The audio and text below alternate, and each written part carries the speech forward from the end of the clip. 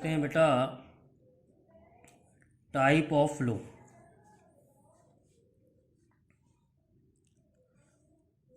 सबसे पहले देखते हैं streamline flow.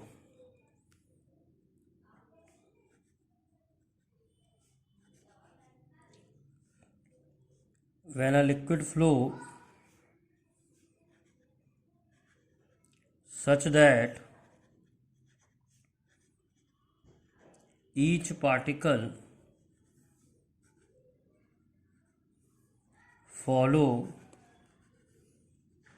the path of previous particle,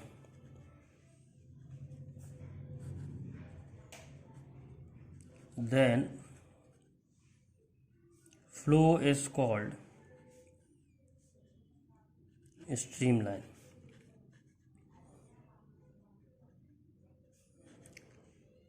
जैसे ये एक पार्टिकल है, ये इधर जा रहा है। जब ये वाला पार्टिकल यहाँ पहुँचेगा तो ये भी इधर ही जाएगा।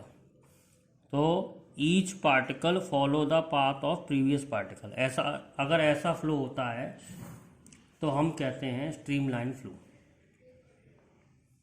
दूसरा है टर्बुलेंट फ्लो।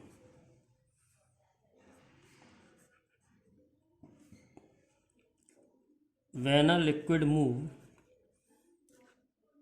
लिक्विड की जगह फ्लूइड भी हो सकता है।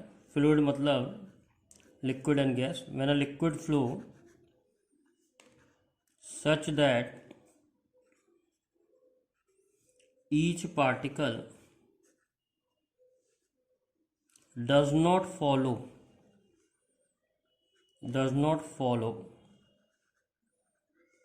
the path of previous particle, the flow is called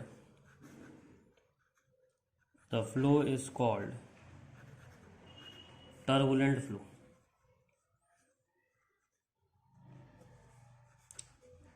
टेढ़े मेढ़े फ्लो को कहते हैं टर्बुलेंट फ्लो।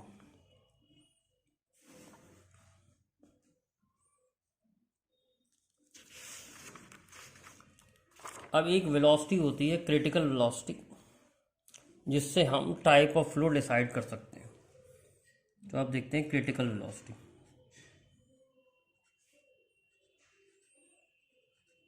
क्रिटिकल वेलोसिटी क्या होती है? The minimum velocity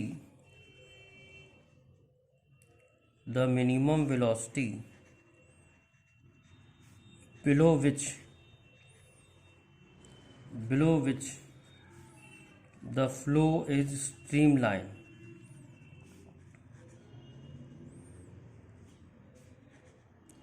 and above which flow is turbulent, is called critical velocity।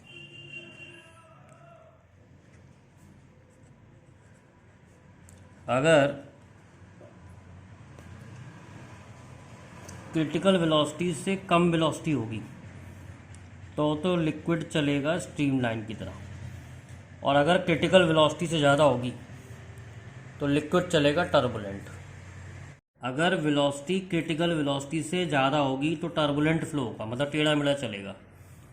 और अगर क्रिटिकल वेलोसिटी से कम वेलोसिटी होगी तो सीधे सीधे चलेगा, एक के पीछे पीछे एक चलेगा पार्टिकल, तब फ्लो हमारा स्ट्रीमलाइन होगा। Critical velocity depends upon number 1 coefficient of viscosity,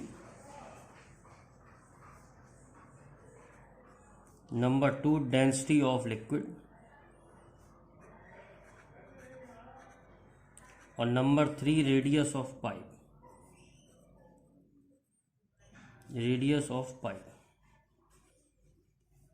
तो क्रिटिकल वेलोसिटी का जो फॉर्मूला आता है के ईटा अपॉन रो आर। इस फार्मूले को ऐसे भी लिख सकते हैं आर ई ईटा अपॉन रो डी। यहाँ पर आर जो है वो रेडियस है, डी जो है वो डायमीटर है, ईटा जो है वो कोएफिशिएंट ऑफ विस्कोसिटी है, और आर ई जो है वो रेनॉल्ड नंबर है, रेनॉल्ड नंबर। अगर क्रिटिकल वेलोसिटी दी है तो आप रेनॉल्ड नंबर फाइंड करके टाइप ऑफ फ्लो भी बता सकते हैं।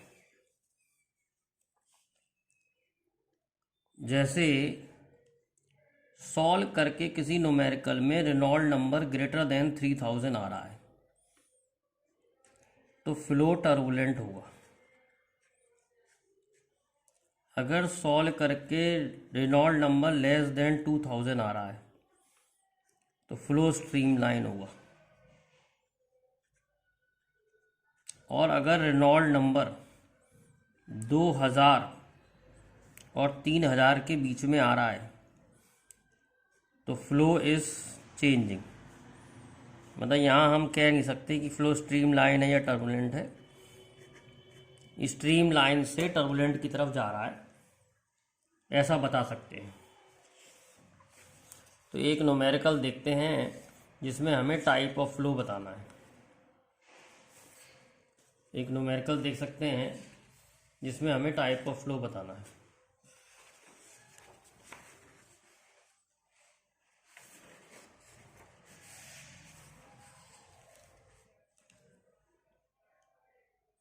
देखते हैं water is flowing, water is flowing at a rate of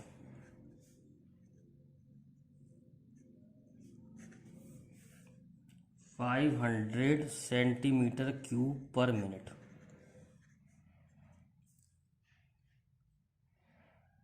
in a tube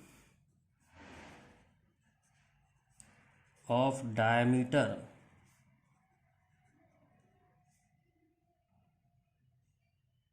1 centimeter. Characterize the type of flow. पहले रेट ऑफ वाटर का रेट ऑफ वाटर फ्लोइंग दे रखा है। तो रेट ऑफ वाटर फ्लोइंग होता है volume of liquid flowing per second. ध्यान रखना, देखो यूनिट से ही पता लग रहा है, वॉल्यूम पर मिनट दे रखा है। तो एक्चुअली में ये आपको रेट ऑफ फ्लो दे रखा है। तो पहले हम रेट ऑफ फ्लो का फार्मूला बता देते हैं। रेट ऑफ फ्लो का फार्मूला होता है एरिया इंटू वेलोसिटी।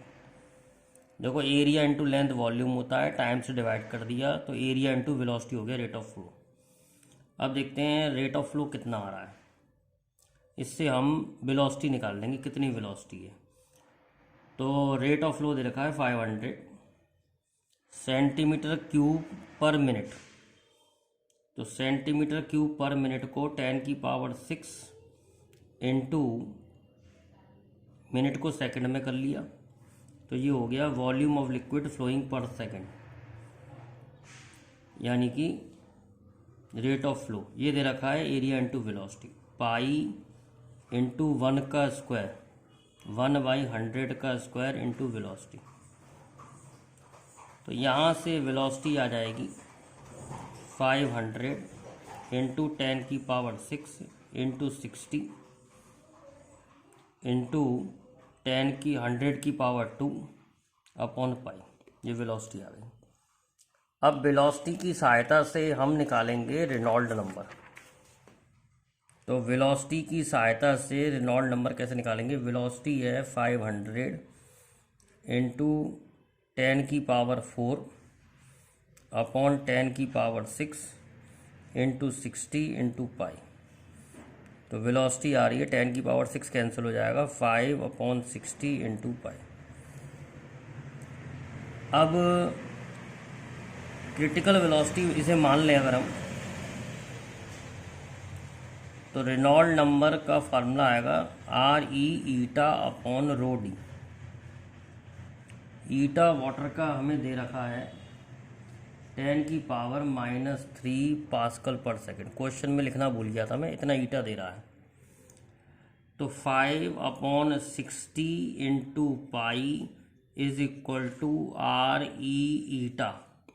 रो की वैल्यू होती है 1000 और डायमीटर दे रखा है 1 सेंटीमीटर। तो एक कैलकुलेशन और सही करनी पड़ेगी। डायमीटर 1 सेंटीमीटर देखा है, मैंने रेडियस ले लिया था। तो डायमीटर 1 सेंटीमीटर दे रखा है, तो रेडियस हो गया 1/200। तो बेटा इसे 200 कर लो। तो इसका मतलब 4 और ऊपर आएगा यहाँ पर। तो ये 4 हम ऊपर और लगाए थे, इतना क्रिटिकल वेलोसिटी दे रखा है। इंटू 4 और लगा लिया बेटा। और के ईटा upon rho D diameter 1 centimetre. और सॉल्व कर लेते हैं। RE ईटा की वैल्यू हो गई 10⁻³ अपॉन 1000 इंटू 100। ये 1 2 1 2। वाटर की डेंसिटी 1000 होती है, ये भी याद रखें आप। 1000 किलोग्राम पर मीटर क्यूब। तो RE की वैल्यू कितनी आ रही है? RE की वैल्यू आ रही है 20 इंटू 10 अपॉन 60 पाई इंटू 10⁻³ देखो क्या क्या चीज़ें कैंसिल हो जाएंगी। ये इसके संग कैंसिल हो जाएगा और 2 3 × 6 10 बचेगा। तो ये आ रहा है 10⁻⁴ अपॉन 3.14। तो 10⁻⁴ upon 3.14 it will be between less than 3000 है। सॉल्व करके आ जाएगा। But it is around 3000। तो इसका मतलब हो गया, इसको सॉल्व कर लेते हैं। कितना आ रहा है? 10⁻⁴ डिवाइड बाई 3.14 आ रहा है अप्रॉक्सीमेटली 3184। तो इट इज़ ग्रेटर देन 3000। तो हम कह सकते हैं फ्लो इज टर्बुलेंट। तो फ्लो निकालने के लिए हमें रेनॉल्ड नंबर निकालना पड़ता है। टाइप ऑफ फ्लो निकालने के लिए रेनॉल्ड नंबर निकालना पड़ता है। अगर रेनॉल्ड नंबर 3000 से ज़्यादा आएगा तो फ्लो जो है वो टर्बुलेंट हो जाएगा। इस तरीके से हम चेक कर सकते हैं टाइप ऑफ फ्लो। अब एक और टॉपिक देखते हैं, equation of continuity. Equation of continuity.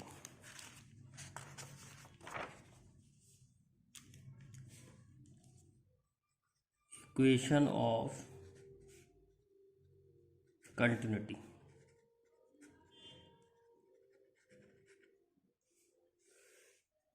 Equation of continuity क्या है? मान लो ये पाइप है, इधर एरिया अलग है A1, इधर एरिया अलग है A2। इधर एरिया A1 है, इधर एरिया A2 है। इधर वेलोसिटी V1 है, इधर वेलोसिटी V2 है। तो हम जानते हैं, इस पॉइंट को A मान लें, इस पॉइंट को B मान लें। जितना लिक्विड एंटर करेगा उसे बाहर भी निकलना पड़ेगा उतने ही समय पे।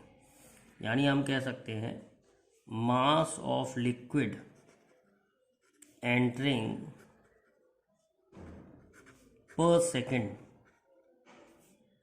Eight A is equal to mass of liquid leaving per second at B। अब मास पर सेकेंड कैसे निकालते हैं? सबसे पहले समझिए वॉल्यूम क्या होता है? Area into length. वॉल्यूम पर सेकेंड क्या होगा? वॉल्यूम पर सेकेंड होगा area into length upon time, यानी एरिया इनटू वेलोसिटी। वॉल्यूम पर सेकेंड, जिसको रेट ऑफ फ्लो भी कहते हैं। मास पर सेकंड निकालने के लिए हमें इसे डेंसिटी से मल्टीप्लाई करना पड़ेगा। तो मास of liquid entering per second का फॉर्मूला आ गया area into velocity into density. तो ये मास of liquid entering per second at ए, यानी कि A1 V1 डेंसिटी तो कांस्टेंट रहेगी, is equal to A2 V2D। इधर और इधर mass of liquid entering per second को बराबर कर दिया, इधर और इधर mass of liquid entering per second को बराबर कर दिया। इधर है mass of liquid entering per second at A, area into velocity into density. ये प्रूफ किया है, मास पर सेकंड का formula area into velocity density होता है। डेंसिटी की डेंसिटी कैंसिल हो गया, A1 V1 is equal to A2 V2। तो हम कह सकते हैं एरिया इंटू वेलोसिटी एक कांस्टेंट है।